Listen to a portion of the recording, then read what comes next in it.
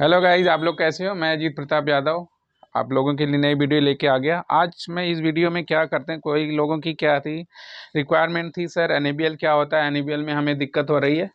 NABL की video लेके आ गया मैं पहला। तो सबसे पहले तो लोगों को दिक्कत होती है, सर एनएबीएल का फुल फॉर्म क्या है। ये वर्ड आता है बीआईएस का जब ऑडिट होता है तो लोग क्या है ऑडिटर, ये कॉमन बहुत ज़्यादा कॉमन क्वेश्चन है, एनएबीएल क्या होता है। तो आज हम एनएबीएल को डिस्कस करेंगे। एनएबीएल क्या होता है, एनएबीएल कितने कितने एक्रेडिटेशन देती है, तो उसके बारे में आप डिस्कस करेंगे। एनएबीएल होता है नेशनल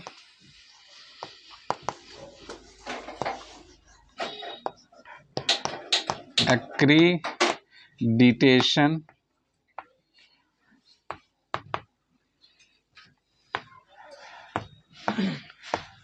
बोर्ड फॉर टेस्टिंग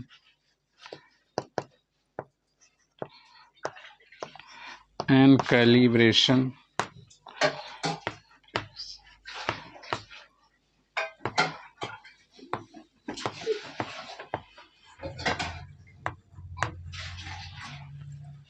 तो क्या है ये एनएबीएल का फुल नेम है national accreditation board for testing and calibration laboratory.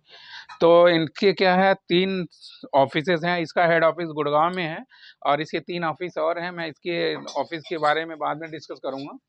तो अभी क्या है एनएबीएल का क्या full form national accreditation board for testing and calibration laboratory है। क्या ये है आपका इंटरनेशनल टेस्टिंग प्रोवाइड करती है। जो हमारे दो क्या हमारा अपना किसी भी कंट्री का अपना सिस्टम होता है, उसको बीआईएस डील का ब्यूरो ऑफ इंडियन स्टैंडर्ड से हमारा क्या है भारतीय मानक है। ये क्या है एनएबीएल का इंटरनेशनल मानक है। बीआईएस और एनएबीएल में क्या डिफरेंस है, आपने देखा होगा। बीआईएस बीआईएस मतलब bureau of Indian standard. BIS का भी फुल फॉर्म लिख लेते हैं। बीआईएस मतलब bureau of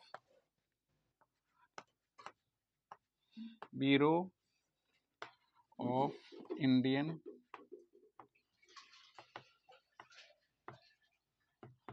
standard. Bureau of Indian standard क्या हमारा अपना भारतीय मानक है, ठीक है। और ये क्या है एनएबीएल का इंटरनेशनल मानक है। तो हम अंतर्राष्ट्रीय उस पर हम कितना अपना टेस्टिंग में प्रोफिशिएंस है, वो हमारे क्या है ये प्रोफिशिएंसी को दिखाता है। ये हमारा इंडियन मानक है बीआईएस और ये एनएबीएल है इंटरनेशनल मानक है। Bureau of Indian standard national मानक है।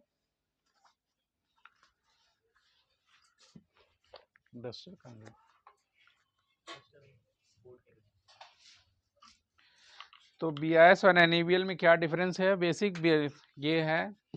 एनएबीएल क्या है इंटरनेशनल मानक है और हमारा क्या है भारतीय मानक ब्यूरो ऑफ इंडियन स्टैंडर्ड हमारा नेशनल मानक है। तो ये कौन कौन से ये एनएबीएल कौन कौन से एक्रेडिटेशन प्रोवाइड करता है। तो एनएबीएल गाइस ये 4 तरह के एक्रेडिटेशन क्या है देता है। सर एक्रेडिटेशन क्या होता है, एक्रेडिटेशन क्या होता है सर्टिफिकेशन। एक तरह से एक्रेडिटेशन और सर्टिफिकेशन में क्या डिफरेंस है, जो होता है हमारा सर्टिफिकेशन आया कि इंटरनेशनल लेवल पे होता है उसको बोलते हैं एक्रेडिटेशन। और ठीक है सर्टिफिकेट बेसिकली ये दोनों सर्टिफिकेट देते हैं, लेकिन इसकी मान्यता मतलब कि आपकी अगर आपके पास एनएबीएल का एक्रेडिटेड लेबोरेटरी है तो आपकी एडवांस लेबोरेटरी है जिसकी क्या है उसका सर्टिफिकेट पूरे ऑल ओवर इंडिया में उसका मान्य होगा। लेकिन बीआईएस का अगर हम एक्सपोर्ट इंपोर्ट करते हैं कोई भी आपका कन्फर्मेटरी असेसमेंट बॉडीज कैब बोलते हैं। सीएबी क्या होता है, इसमें थोड़ा एक टर्म आएगी सीएबी। सीएबी होता है confirmatory assessment body, confirmatory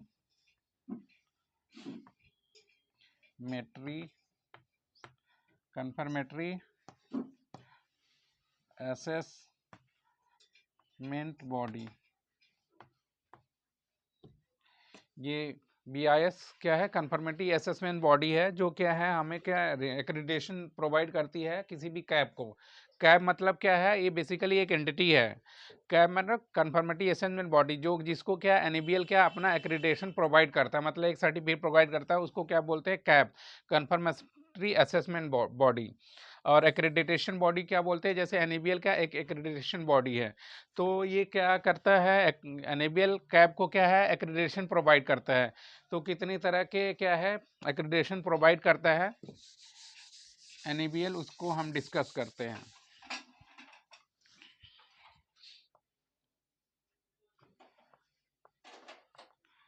types of accreditation,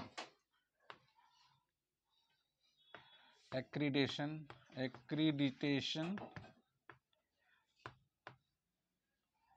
provided by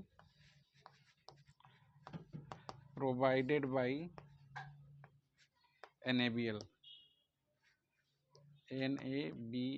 capital है।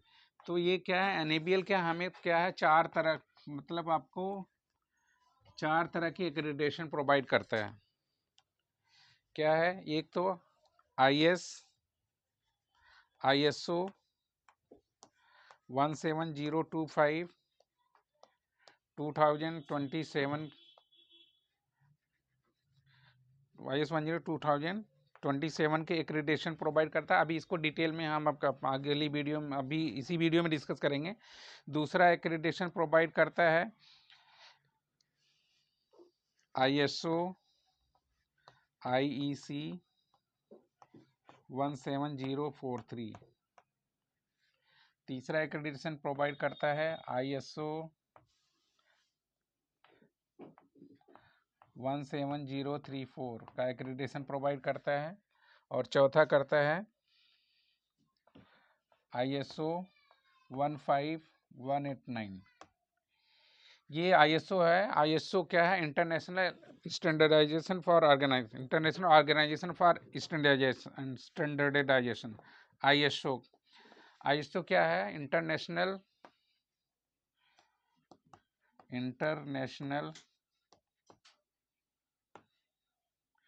ऑर्गेनाइजेशन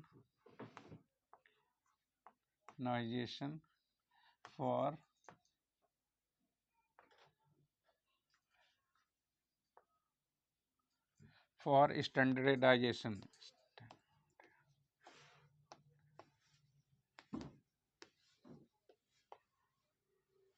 तो गाइस ये क्या है हमारा जो एनएबीएल क्या है, NABL national accreditation board for testing and calibration laboratory है।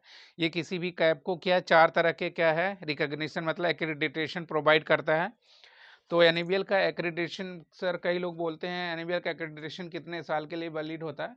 तो जैसा कि आप लोग जानते हैं बीआईएस का सर्टिफिकेशन मतलब एक्रेडिटेशन क्या है, वो 3 साल के लिए वैलिड होता है, लेकिन एनएबीएल का 2 साल के लिए वैलिड होता है।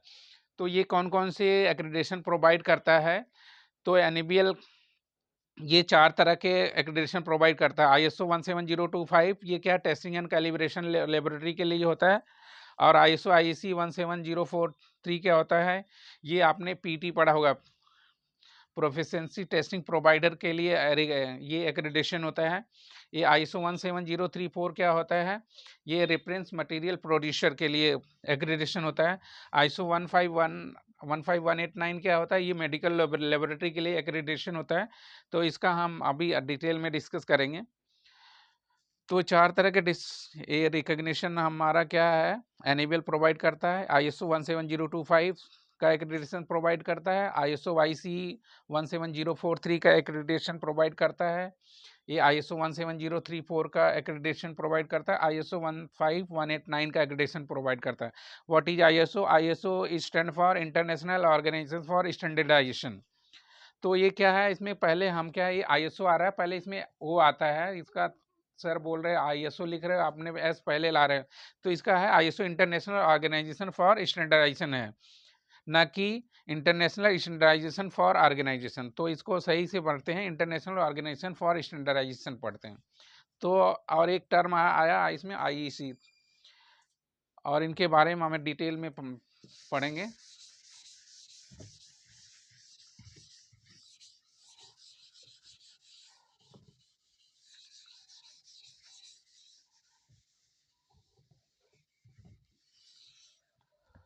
तो ये एनएबीएल पहला एक्रेडिटेशन है, ये general requirement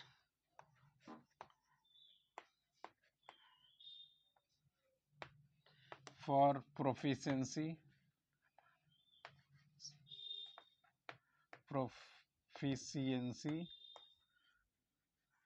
testing,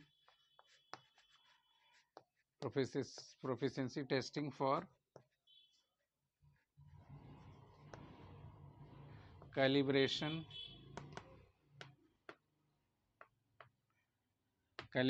laboratory.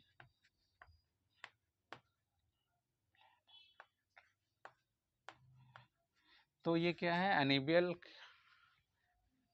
As per ISO IEC 17025 2017। तो ये क्या है, पहला ये एक्रेडिटेशन जो प्रोवाइड करता है आपका NABL general requirement for proficiency testing for calibration laboratory as per ISO 17025 2017। General ये इसमें थोड़ा इसमें गलत, general requirement for proficiency for calibration laboratory, क्या ये एज पर ISO IEC 17025 2017। और इसी में इसका दूसरा रिकग्निशन है general requirement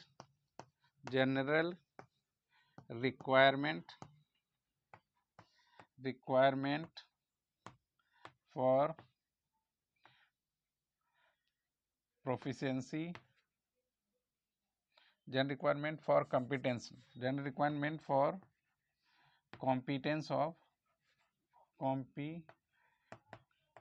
of testing laboratory।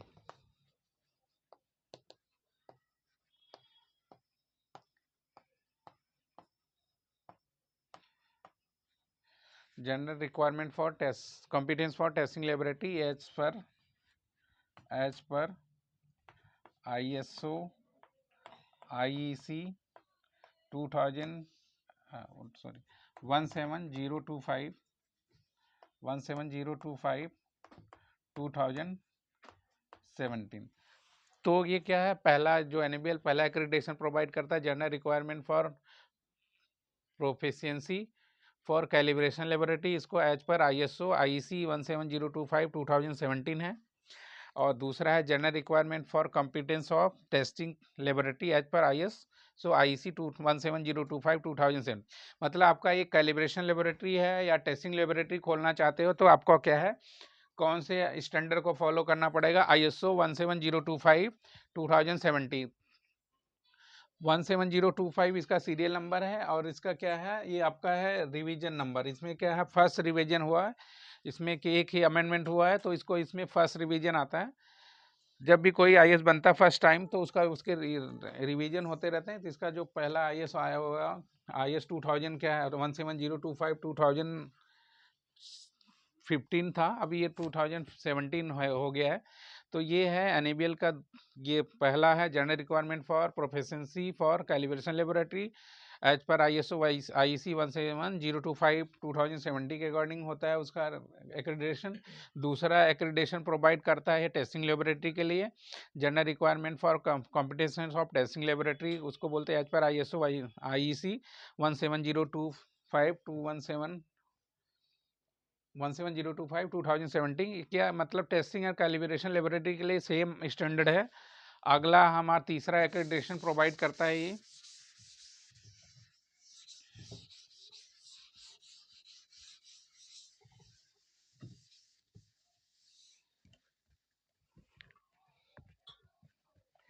अब ये दो हो गए, तीसरा एक्रेडिटेशन प्रोवाइड करता है general requirement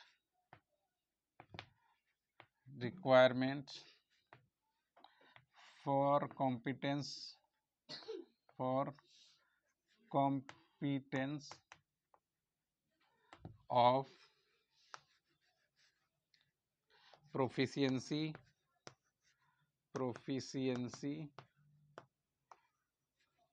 testing provider,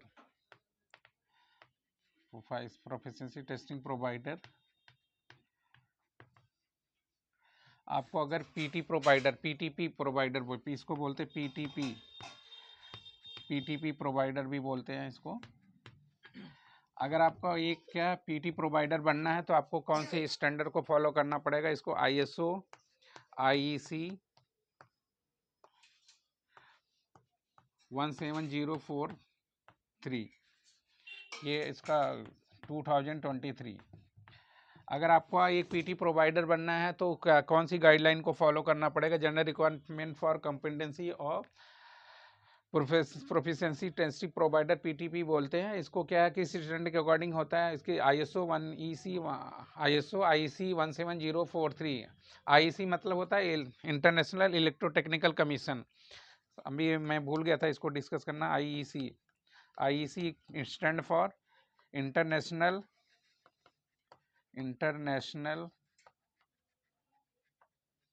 electro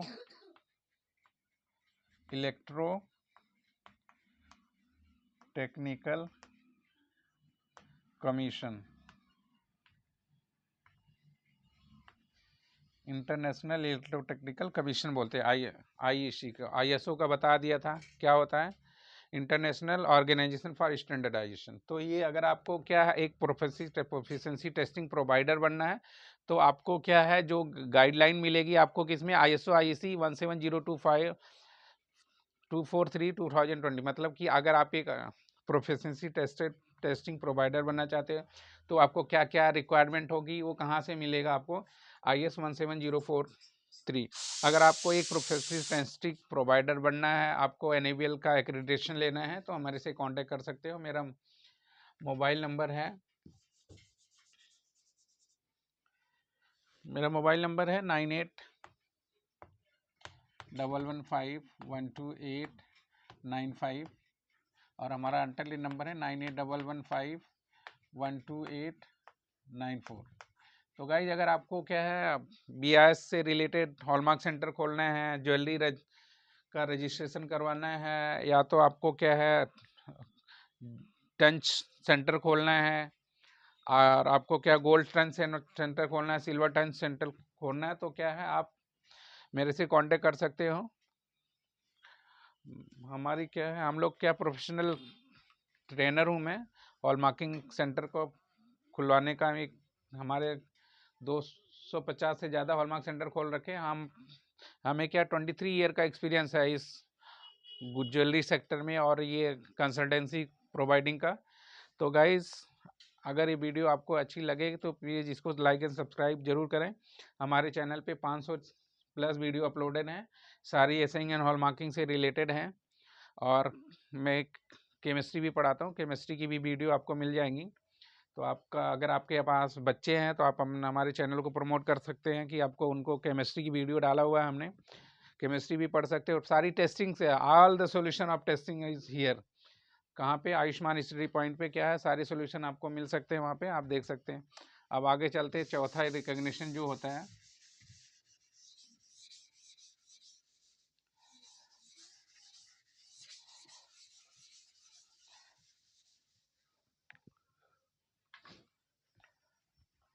तो ये क्या है कंसल्टेंसी, हमें क्या है कंसल्टेंसी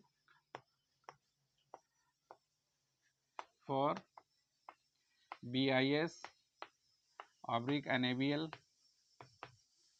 आपको BIS और NABL की कंसल्टेंसी चाहिए तो आप क्या है मेरे से कांटेक्ट कर सकते हैं। मेरा नाम है Ajit Pratap Yadav, Ajit Pratap Yadav.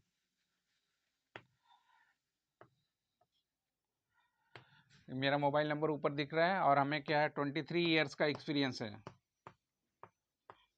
Experience of consultancy.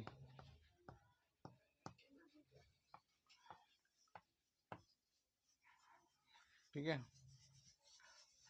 तो हमें क्या 23 ईयर का एक्सपीरियंस है कंसल्टेंसी का और मैनेजमेंट सिस्टम डॉक्यूमेंटेशन का। अगर आपको कोई चाहिए है आप तो मेरे से कांटेक्ट कर सकते हैं। ये तो हमें थोड़ी एडवर्टाइजमेंट के बताना था हमें क्या करना है आपको क्या है, ये एजुकेशनल पर्पज से है हमारा आपका ये चैनल। तो और चौथा रिकग्निशन होता है हमारा general requirements for the competence of competence for reference material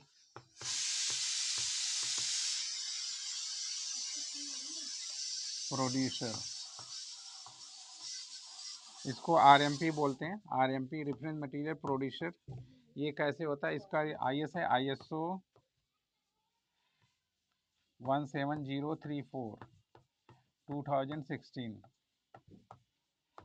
तो अगर आपको क्या है एक रेफरेंस मटेरियल प्रोड्यूसर का लाइसेंस ग्रांट करवाना है तो आप कौन सा आईएसओ 17034 2016 के हिसाब से क्या है आपको लेना पड़ेगा। जितने भी ये स्टैंडर्ड है उसमें क्या है सारे कितना 10 क्लॉजेज होते हैं, 10 क्लॉजेज। इसमें तो फर्स्ट सेकंड थर्ड क्लॉज क्या होता है, स्कोप फर्स्ट क्लॉज होता है स्कोप का, सेकंड का नॉर्मेटिव रेफरेंस होता है, थर्ड टर्म एंड डिफिनेशन को होता है, ये क्या होते हैं इनको क्या इंट्रोडक्टरी क्लॉजेज बोलते हैं। इसके बाद क्लॉज 4 शुरू हो जाता है। क्लॉज 4 से हम क्या ये मैनेजमेंट सिस्टम इम्प्लीमेंटेशन का क्लॉज होता है। तो ये अगर आपको क्या है ये क्लॉजेस आपको सीखना है तो मैं उसके लिए आपको भी दूसरी आने वाली कमिंग वीडियो में बता दूंगा कि इनके कितने कितने क्लॉज होते हैं। जितने भी ये आईएसओ आईएस होते हैं उसमें मैक्सिमम क्या है 10 क्लॉज होते हैं। इसमें फर्स्ट सेकंड थर्ड क्लॉज क्या होते हैं, ये इंट्रोडक्टरी क्लॉज होते हैं। फिर इसके बाद जो क्लॉजेज होते हैं क्या है इम्प्लीमेंट्री का है, इम्प्लीमेंटेशन के लिए मैनेजमेंट सिस्टम इम्प्लीमेंटेशन कैसे करेंगे उसके लिए होता है। तो कोई बड़ी बात नहीं है। तो और अगर आप आजकल क्या है क्वालिटी मैनुअल IS 15820 रिवाइज हुआ है उसका हॉलमार्किंग में, तो आप मेरे से अगर कांटेक्ट कर सकते हैं। मैनुअल बनाना है, मैनुअल प्रोसीजर बनाना है, फॉर्मेट पढ़ाने, वर्क इंस्ट्रक्शन बनाना कैसे बनाते हैं तो उसके बारे में आप मेरे से ट्रेनिंग भी ले सकते हो। अगर आप मैनुअल नहीं बनाना आता है तो आप मेरे से बनवा सकते हो। मेरा मोबाइल नंबर है 9811512895 और मेरा अल्टरनेट नंबर है 9811512894। तो गाइज ये वीडियो अगर अच्छी लगी तो लाइक एंड सब्सक्राइब जरूर करें। जय हिंद जय भारत।